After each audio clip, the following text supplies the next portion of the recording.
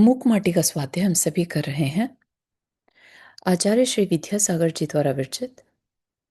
मंगलम भगवान वीरो मंगलम गौतमो गणी मंगलम कुंद कुंदाद्यो जैन धर्मोस्तु मंगलम। नमो अरिहंताणं नमो सेताणं नमो आयिर्याणं नमो उवज्जायाणं नमो लोये सवसाहुणम्। पंच परमेष्ठी भगवान की जय। अगले 45 मिनट के लिए सभी प्रकार के पापों का त्याग करके सभी 9 बार नमोकार मंत्र पढ़ ले।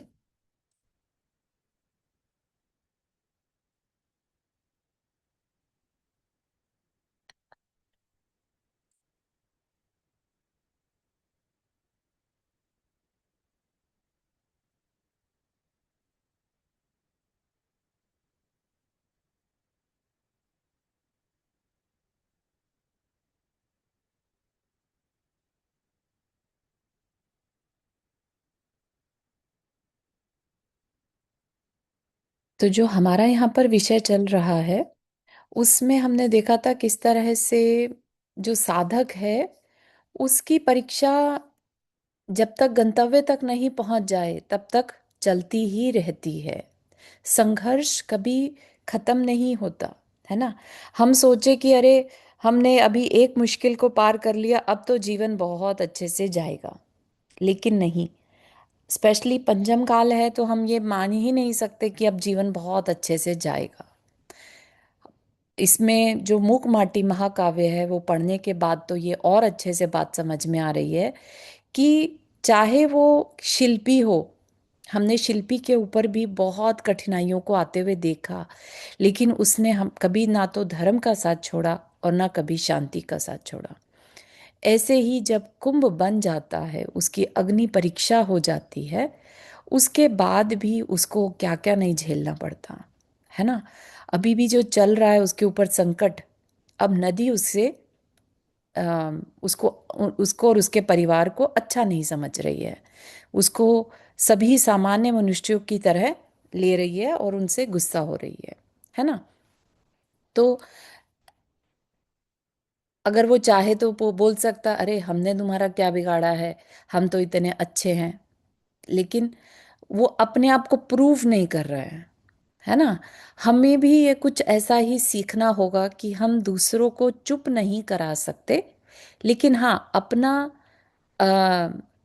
अपना स्टैंड जरूर बता सकते हैं कि ये ऐसा है, ठीक है ना। जिसे कहते हैं जैन धर्म का अनेकांतवाद, राइट। अपना अपना पर्सपेक्टिव।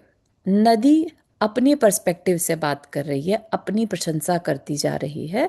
वो अलग बात है कि जब हम अपना पर्सपेक्टिव भी बताएं तब भी क्या हमारे अंदर ह्यूमिलिटी है, विनयशीलता है, वो हमें ज़्यादा देखने वाली चीज़ है, ठीक है ना।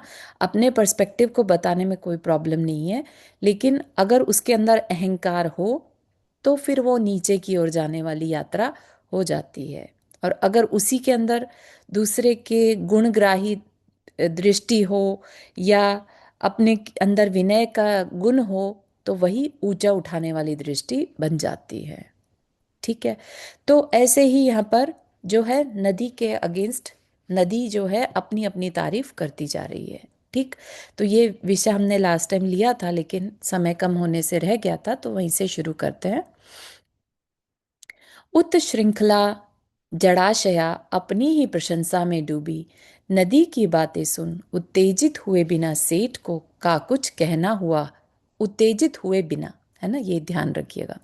सेठ का कुछ कहना हुआ कि यदि तुम्हें धरा का आधार नहीं मिलता तुम्हारी कौन सी गति सी होती, पाताल को भी पार कर जाती तुम, धरती ने तुम्हें स्वीकारा छाती से चिपकाया है तुम्हें, देवों ने तुम पर दया नहीं की आकाश ने शरण नहीं दी तुम्हें, तब छोटी तुम छोटी थी तब गिरी की चोटी पर गिरी थी, सब हंसे थे तुम रोई थी तब, चोट लगी थी घनी तुम्हें तरला सरला सी लगती थी, गरला कुटिला बन गई अब छल ही बल बन गया है तुम्हारा, सरपट भाग रही है अब सबको लांगती लांगती, अरि कृतग्नि पाप संपादिके, और अधिक पाप अर्जन मत कर, सारा संसार ही ऋणी है धरणी का, तुम्हें भी ऋण चुकाना है, धरणी को उर में धारण कर, करनी को हृदय से सुधारना है।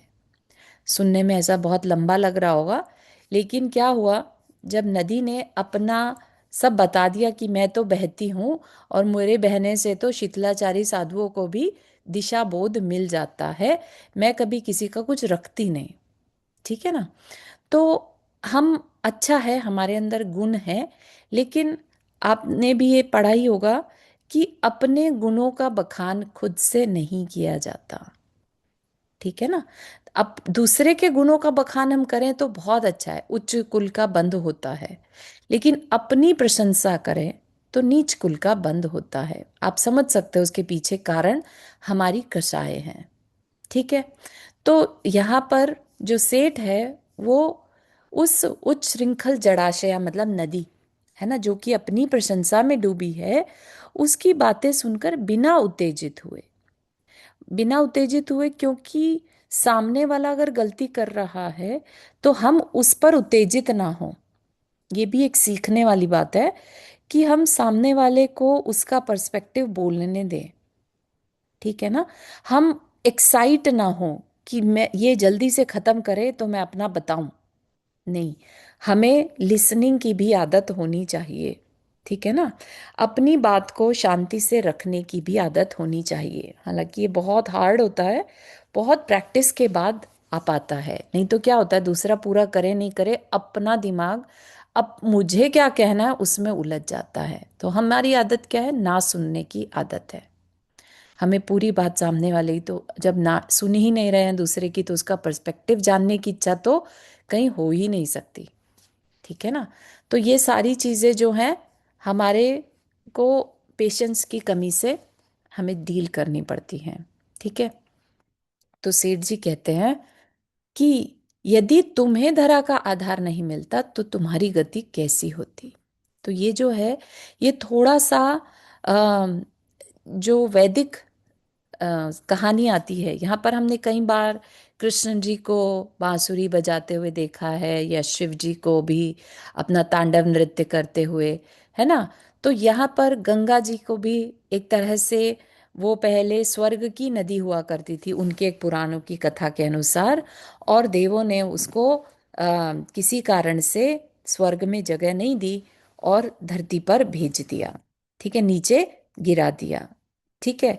नीचे गिरा दिया तो आकाश ने भी शरण नहीं दी, और उससे वो धीरे पृथ्वी गिरी की चोटी पर, यानी पर्वत की चोटी पर गिरी, और उसे बहुत जोर से गिरने से जो आवाज नहीं होती, जैसे पानी बहुत ऊंचाई से गिरे तो आवाज होती है, ऐसे ही जब वो गिरी तो थी तो पतली दुबली सी, है ना, जो जैसे एक धार सी होती है, लेकिन बहुत जोर से आवाज हुई।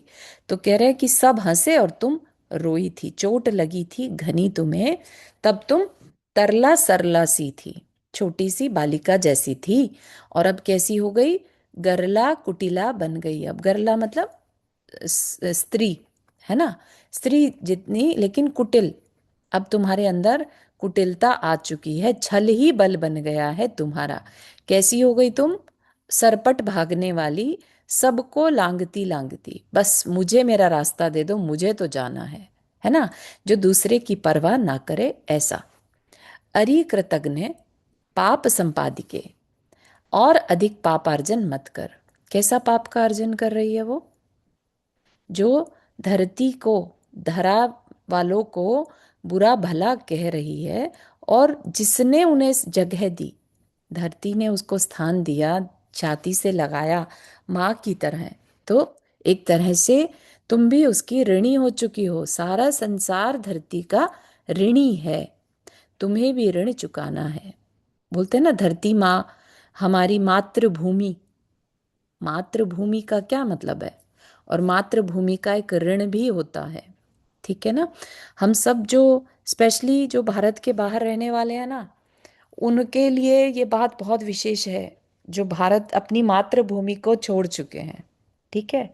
तो महाराज जी लोग बोलते हैं कि हम सबको अ, भले ही हम वापस नहीं जा पा रहे हैं किसी भी कारणवश, हालांकि सबसे ज़्यादा मोह ही इसमें कारण होता है, लेकिन तब भी हमें वहाँ पर मंदिर निर्माण कराना चाहिए, अपनी ज़मीन को नहीं भूलना चाहिए, कुछ ना कुछ अच्छे कार्य वहाँ पर ज़रूर कराने चाहिए ताकि हम अपने उस ऋण को पूरा कर सकें। ठीक है। तो धरती का ऋण सबको चुकाना होता है, अगर नहीं चुकाएंगे तो हम क्या कहलाएंगे? कृतघ्नि कहलाएंगे। ठीक है। तो धरती धरणी को उर में धारण कर करनी को हृदय से सुधारना है। करनी मतलब अपने कार्यों को, अपने करनी एक तरह से परिणामों को भी, भावों को भी कहा जा सकता है। तो भावों को सुधारना है। जब धरणी आ जाएगी, धैर्य आ जाएगा, तो भाव भी सुधर सकते हैं। ठीक है। तो धैर्य धारण करके हृदय में अच्छे परिणामों को लेकर आना है। ठीक। तो लेकिन क्या हुआ? हाय रे, यह दुर्भाग्य किसका, सेठ का या नदी का? सेठ का सदाशय सफल जो नहीं हुआ। सेठ की समालोचना से भी नदी के लोचन नहीं खुले, प्रत्युत वह नदी और लोहित हो उठी। अरे दुष्टो, मेरे लिए पाताल की बातें करते हो? अब तुम्हारा अंत दूर नहीं। और भंवरदार दिशा की ओर गति सब ओर से आकृष्ट हो, आ आकर जहां पर सब कुछ लुप्त होता है, जहां पर स्वयं की परिक्रमा देता उपरिल जल नीचे की ओर, निचला जल ऊपर की ओर अति तीव्र गति से जा रहा है, आ रहा है, जहाँ का जल तत्व भू तत्व को अपने में समाहित कर अठास कर रहा है। तो क्या हुआ? अब दुर्भाग्य कह रहे हैं, किसका दुर्भाग्य? दुर्भाग्य अभी हमें ऐसा लग रहा है कि सेठ की बात नहीं मानी तो सेठ और परिवार को और कुंभ को जल में मग्न होना पड़ेगा, तो दुर्भाग्य है क्या? या उसने क्योंकि सेठ की बात नहीं मानी तो कहीं नदी का कुछ गलत होने वाला है क्या? तो बाद में पता चलेगा। हाय रे, यह दुर्भाग्य किसका, सेठ का या नदी का? सेठ के अच्छे आशय को उसने नहीं माना, राइट, एक्सेप्ट नहीं किया। इनफैक्ट क्या हो गया? नदी के लोचन नहीं खुले, उसकी आंखें नहीं खुली, बल्कि वह नदी और लोहित हो उठी और उसकी आंखों में खून जैसे उतर आया हो। अरे दुष्टों, मेरे लिए पाताल की बात करते हो, मुझे गर्त में जाने की बात करते हो? अब तुम्हारा अंत दूर नहीं। और क्या कर देती है? एक जोरदार भंवर वाली तरंग उठ जाती है, भंवरदार दिशा की ओर गति सब ओर से आकृष्ट हो, चारों ओर से चीजें उसकी तरफ आकृष्ट होने लगती हैं। जो कुछ भी था नदी में सब उस ओर खिंचा चला जाता है। ठीक है। और सब कुछ लुप्त हो जा रहा है। जहां पर स्वयं की परिक्रमा देता, स्वयं की परिक्रमा मतलब जल भी अपनी परिक्रमा दे रहा है, नीचे का जल ऊपर, ऊपर का नीचे, इस तरह से बस गोल गोल घूम रहा है ना। और जल तत्व जो है भू तत्व को अपने में, भू तत्व मतलब जो कुछ भी सरफेस पर था उसको अपने में समाहित कर रहा है। ऐसा लग रहा है जैसे मानो हंस ही रहा हो, बड़ा बड़े जोर से हंस रहा हो। ठीक। जहां पर कुछ पशु, कुछ मृग, कुछ अहिंसक, कुछ हिंसक, कुछ मूर्छित, कुछ जागृत, कुछ मृतक, कुछ अर्धमृतक, अकाल में काल के कवल होने से सबके मुखों पर जिजीविषा बिखरी पड़ी है, सबके सब विवश हो बहाव में बहे जा रहे हैं। देखते देखते सामने से ही एक विशालकाय हाथी बहता बहता आया, जिसकी पीठ पर बैठा है एक प्रौढ़ सिंह, भीषण भविष्य से भयभीत और भंवर में फंसकर एक दो बार भ्रमता भंवर के उदर में तिरोहित हुआ। सबल हो या निर्बल, जहां पर किसी का बल काम नहीं कर रहा है, सब बलों का बलिदान। क्या हुआ? जहां पर मतलब उस भंवर में, उस भंवर में पशु भी डल रहे हैं, चाहे वो हिरन हो, अहिंसक हो चाहे हिंसक हो, मूर्छित हो चाहे जागृत हो, है ना, चाहे वो मरण मरण को प्राप्त हो चुके हो या अर्धमृतक अवस्था जैसी हो। अकाल में ही काल के कवल मतलब काल के मुंह में उसका ग्रास बन रहे हैं। ठीक है। सबके मुख पर क्या है? जी जी विशा, जी मतलब जीने की आशा, कि किसी तरह बस बच जाएं। एक भय का वातावरण बना है चेहरे पर उनके, जीने की आशा तो है, लेकिन सबके सब विवश होकर बहाव में बहे जा रहे हैं, है ना। भंवर बहुत खतरनाक चीज रहती है और रोक पाना एक बार को वहां पर बहुत मुश्किल होता है। ठीक है। ऐसे में ही सामने से एक विशालकाय हाथी बहता बहता आया। उसकी पीठ पर कौन है? एक बूढ़ा शेर, भीषण भय, भविष्य से भयभीत।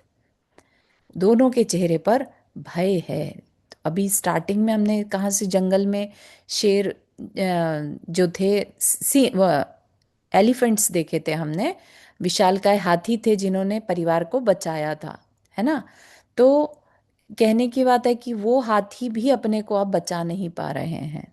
तो भंवर में फंसकर, क्योंकि बहुत तेज जल प्रताप आ गया था, प्रपात, राइट, बादल फटने जैसा जिसे कहते हैं ना, वैसा वाला माहौल हो गया था। उन आतंकवादियों ने ऐसी जल की बारिश वहां पर करवा दी थी, राइट। तो अब वो नदी में भंवर बन चुका है, और उस भंवर में वो जो हाथी और वो जो सिंह है, वो भंवर में फंस गया। एक दो बार तो घूमा और फिर भंवर के उदर में यानी अंदर चला गया। सबल हो या निर्बल, बलवान हो चाहे बलहीन हो, किसी का बल भी काम नहीं कर रहा। सबका बल क्या है? बलिदान दे रहा है, खत्म होता जा रहा है। ठीक। घटती घटना को देखकर परिवार का धैर्य कहीं घट ना जाए और उसका मन कहीं ध्रुव से हट ना जाए, यूं सोचता हुआ सा कुंभ ने नदी को ललकारा। अरे पाप पाँव वाली सुन, यह परिवार तो पार पर है, मझधार में नहीं। जिसने धरती की शरण ली है, धरती पार उतारती है उसे। यह धरती का नियम है, व्रत। धरती इस शब्द का भी भाव विलोम रूप से यही निकलता है।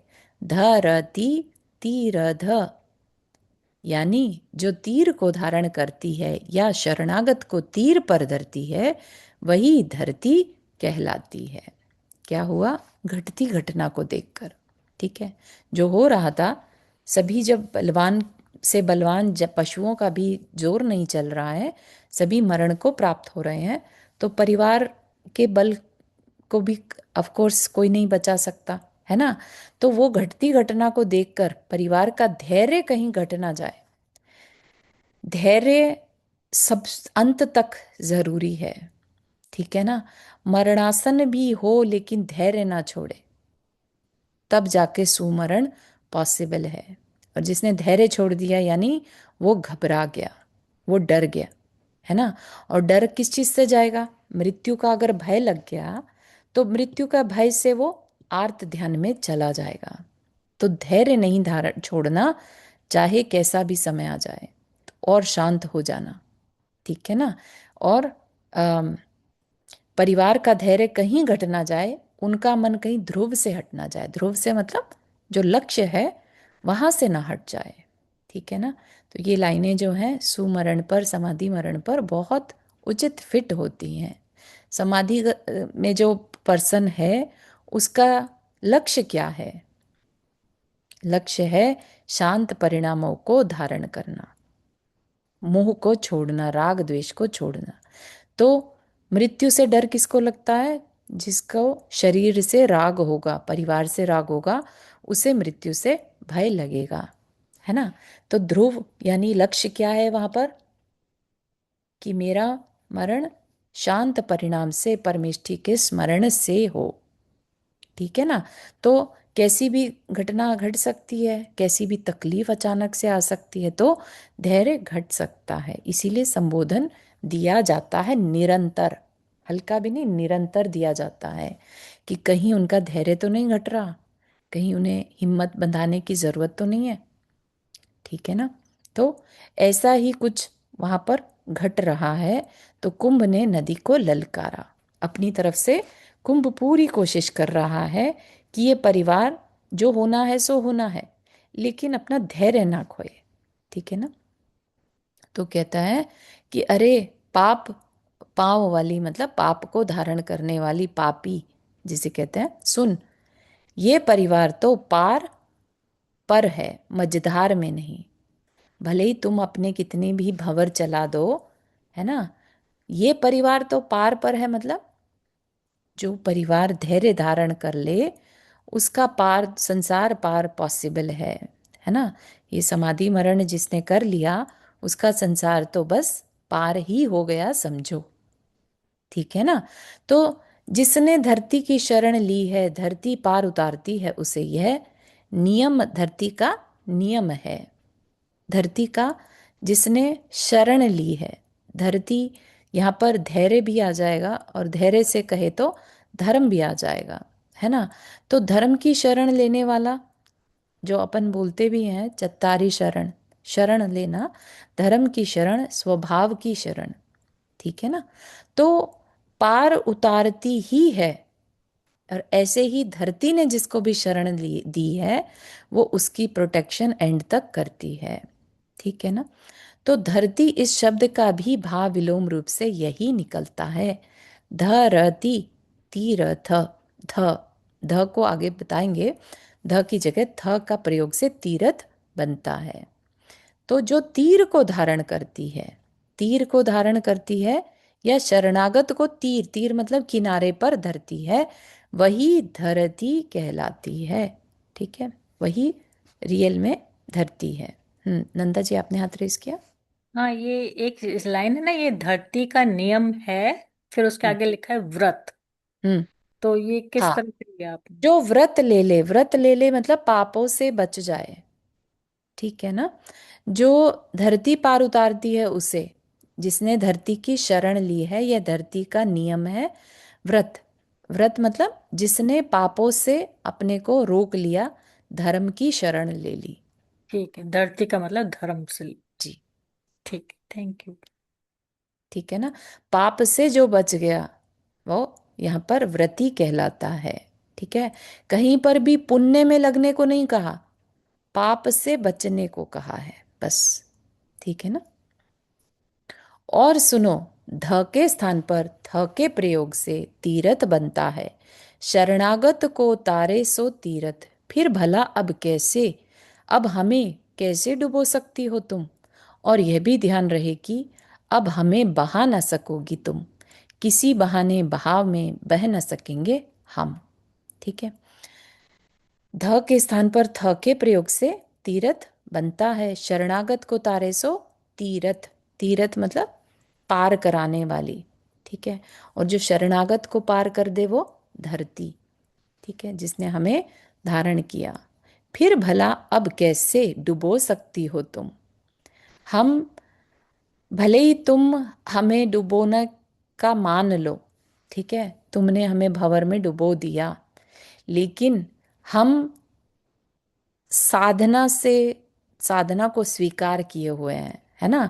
हमने धैर्य को धारण किया है, तो तुम हमें किसी भी तरह डुबा नहीं सकते। डुबाना क्या होता है? डुबाना मतलब कोई हमें नीचे पुल करे, राइट, खींच ले नीचे की ओर, वो अब पॉसिबल नहीं है। किसी भी तरह के बहाने बहाव में हम बह न सकेंगे। क्यों? क्योंकि हम अपनी साधना में दृढ़ हैं।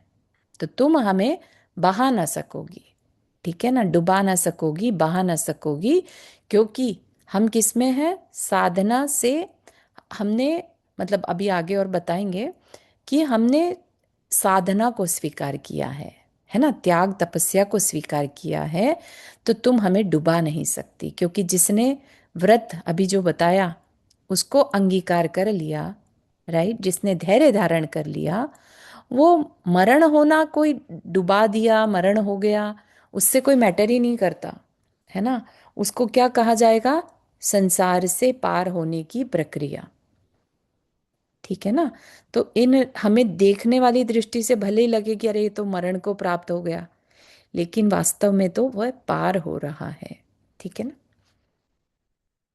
जब आग की नदी को पार कराए हम, और साधना की सीमा श्री से हार कर नहीं प्यार कर आए हम, फिर भी हमें डुबोने की क्षमता रखती हो तुम।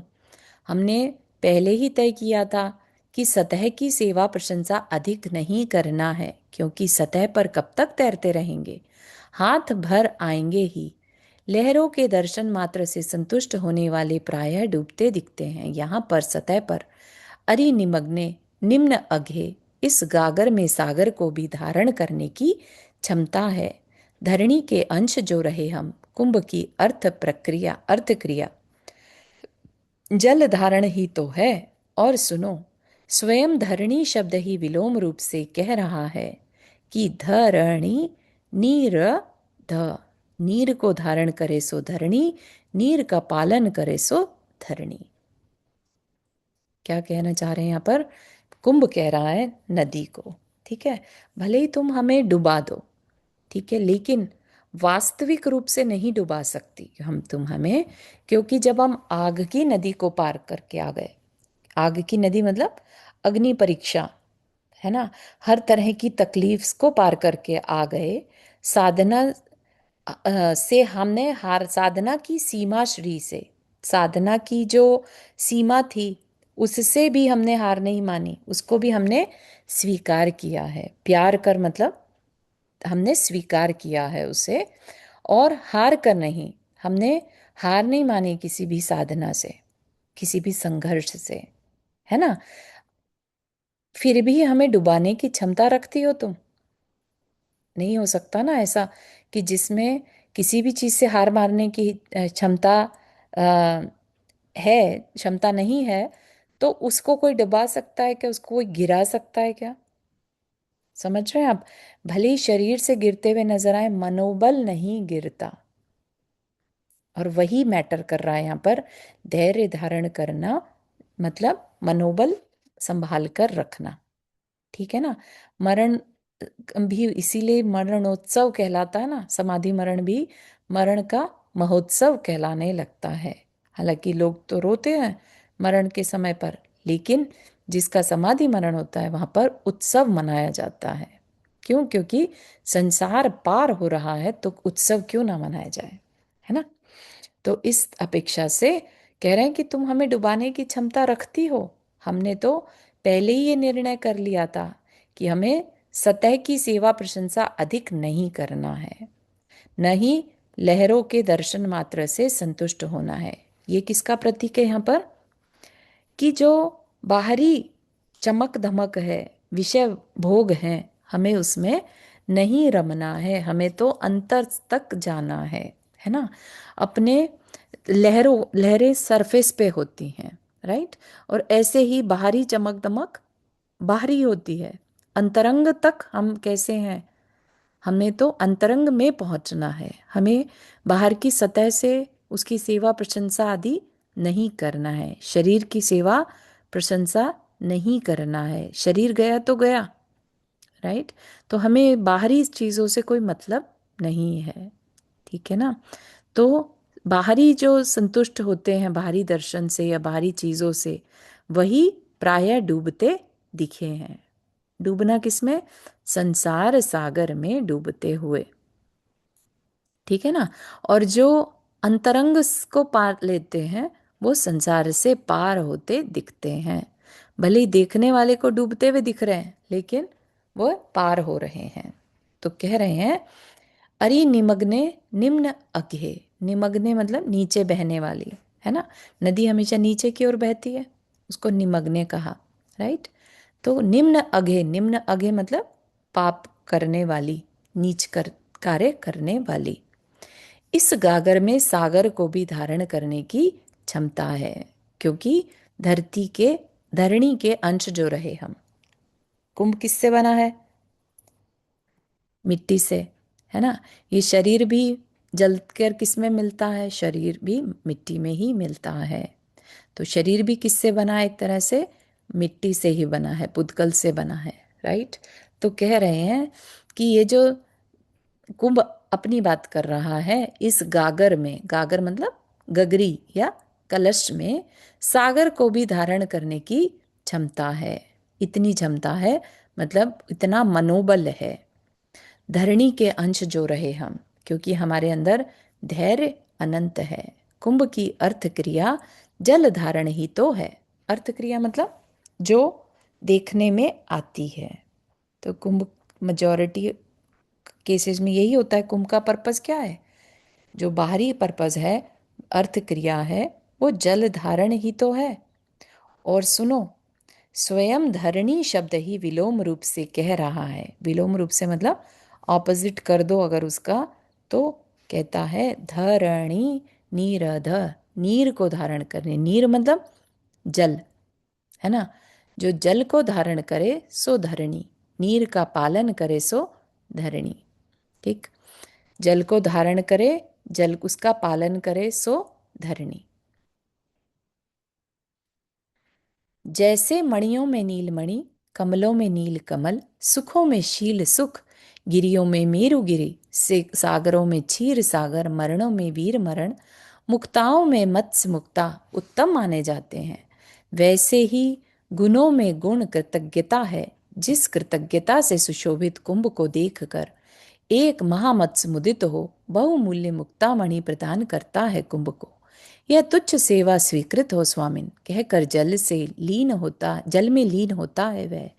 इस मुक्ता की बड़ी विशेषता है कि जिस सज्जन को यह मिलती है वह अगाध जल में भी अबाध पथ पा जाता है, और यही हुआ तुरंत।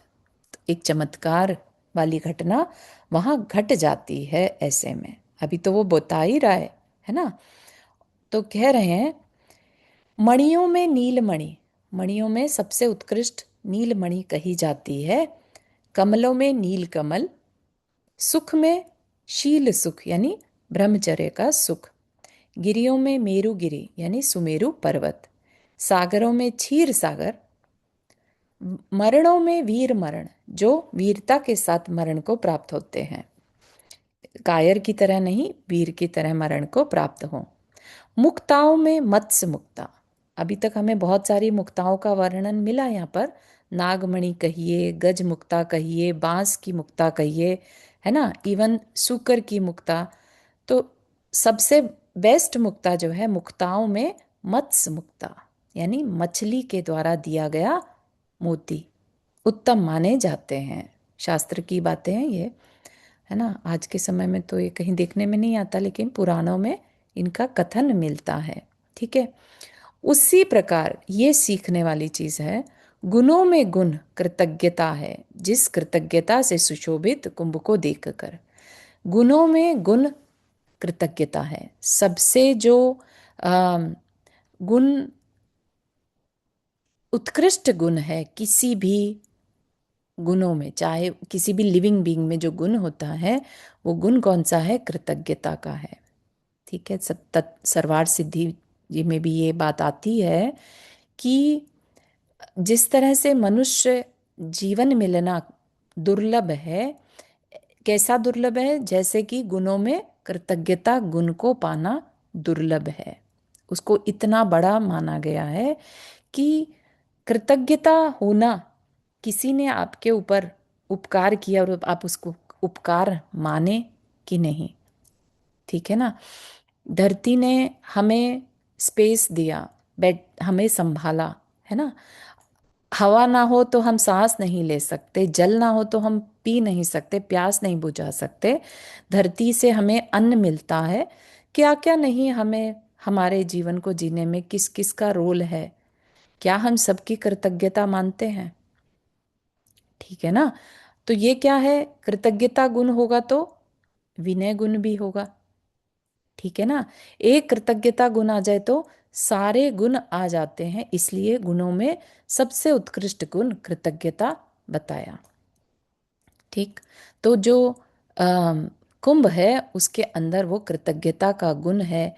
वो कृतज्ञ है धरती के प्रति, पूरी तरह से उसकी शरण लिए हुए है। उसका तो शरीर ही धरती से ही क्रिएट हुआ है, तो वह पूरी तरह से कृतज्ञ है। और उसकी उसी कृतज्ञता को देखकर, उसके उस गुण से सुशोभित कुंभ को देखकर एक महामत्स्य, एक बहुत बड़ी मछली मुदित हो मतलब प्रसन्न होकर बहुमूल्य मुक्तामणि प्रदान करता है कुंभ को।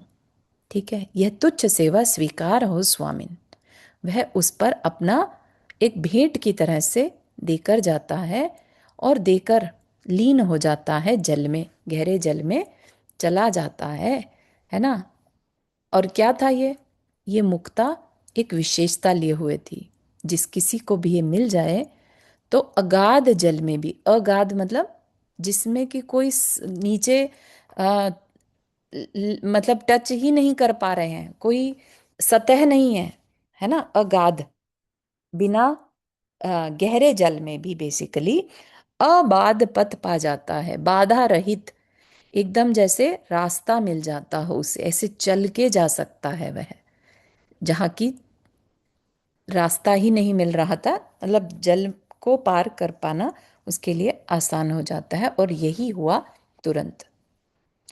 भंवर धार धार को अनायास पार करता हुआ परिवार सहित कुंभ मंद मुस्कान के साथ एक सूक्ति की स्मृति दिलाता है सेठ को कि बिन मांगे मोती मिले, मांगे मिले न भीख।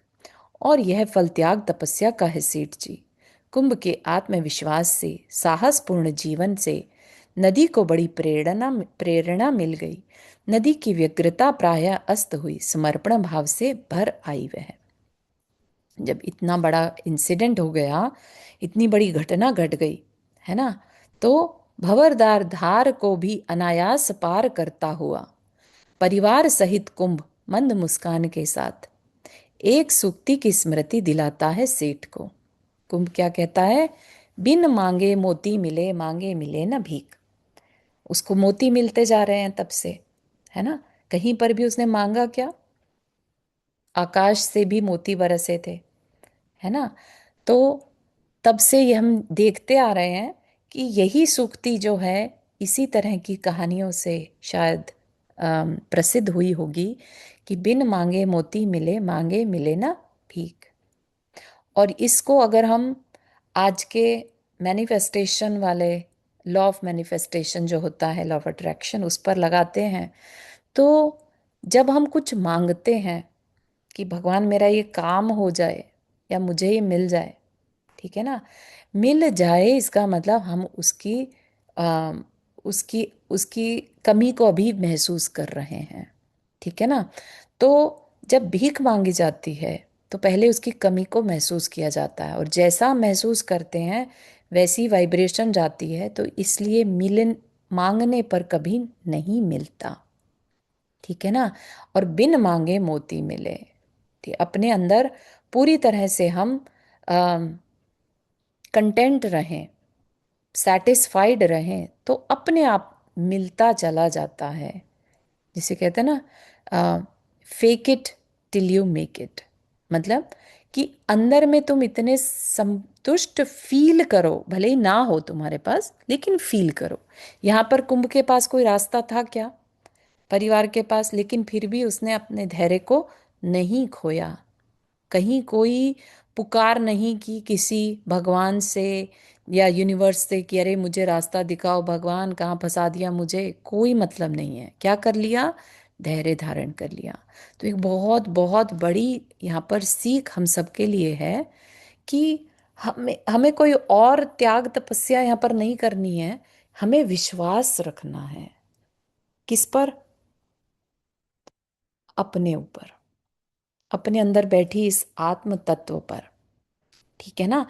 जो आत्म तत्व भगवान में है वही तो हमारे भी पास है। तो हम अपने आप को छोटा क्यों समझें, कमजोर क्यों समझें, ठीक है ना। और जब हम पापों से बच रहे हैं तो फिर हम घबराएं किस बात पर? हमने जब किसी का बुरा नहीं किया, बुरा नहीं विचारा, तो फिर हम क्यों घबराएंगे, ठीक है ना। तो वही धैर्य धारण करने की सीख यहाँ पर मिलती है थ्रू आउट, ठीक है ना। बात समझ में आ रही है? इसी मूक माटी के थ्रू आचार्य श्री ने हमें बहुत बहुत वैल्यूएबल मैसेजेस दिए हैं, जिनको अगर हम जीवन में उतारें तो हम जीवन को बहुत शांति से बिता सकते हैं, है ना। हमें कभी मांगने की ज़रूरत नहीं पड़ेगी, घबराने की ज़रूरत नहीं पड़ेगी, कैसा भी संकट आ जाए, ठीक है ना। बल्कि कुंभ ने क्या किया? संकट आया तो मैं परिवार का धैर्य संभालूं, ऐसा कुछ कहूं, मनोबल को बढ़ाएं। That is called true leadership. होता है ना, एक सेना का सेनापति क्या करता है? वो खुद जाकर लड़ता है और साथ में सेना का मनोबल भी बढ़ाए रहता है। बहुत मैटर करता है अच्छे सेनापति का, स्ट्रांग सेनापति का, किसी भी अम, युद्ध में विजयी होने के लिए, ठीक है ना। तो यहाँ पर कुंभ के आत्मविश्वास से, साहसपूर्ण जीवन से नदी को बड़ी प्रेरणा मिल गई। नदी की व्यग्रता प्रायः अस्त हुई, समर्पण भाव से भर आई वह। तो नदी को प्रेरणा मिली, मतलब फाइनली नदी नदी को बात समझ में आ गई और समर्पण भाव, अब उसने भी गिव अप कर दिया। अभी तक तो कैसी उद्दंड हो रही थी, है ना। और कहती है, नम्र विनीत हो कहने लगी, उद्दंडता के लिए क्षमा चाहती हूँ। और तरल तरंगों से रहित धीर गंभीर हो बहने लगी, हाव भावों विभावों से मुक्त, गत वयना नत नयना, चिर दीक्षिता आर्यासी। क्या हो गया? अपनी उदंडता के लिए मैं क्षमा चाहती हूँ, विनीत भावों से, नम्रीभूत होकर, और बड़े पेशेंटली उसने क्षमा मांगी। और अब कैसी हो गई? निस्तरंग हो, तरंग से रहित होकर बड़े गंभीर तरीके से बहने लगी, और हाव भाव विभावों से मुक्त, गत वयना नत नयना, नत नयना मतलब नजरें झुकाए, नीचे झुकाए, चिर दीक्षिता आर्या जैसी। ठीक है। गत वयना मतलब कि राग रंग, गत मतलब वयना है राग रंग, और गत मतलब उससे रहित, और नीची आंखें किए, चिर दीक्षिता आर्या जैसी, आर्या मतलब आरिका जैसी। लंबे समय से जो चिर दीक्षित, लॉन्ग टर्म की जो दीक्षित आर्यिका होती हैं, वो जिस तरह से गंभीरता के साथ आंखें नीचे करके चलती हैं, है ना, इस तरह से वह नदी बहने लगी। ठीक है। तो आई थिंक आज के लिए इतना ही रखते हैं, हमारी दूसरी सेशन के लिए समय हो रहा है। यहाँ तक के लिए किसी को कुछ पूछना है?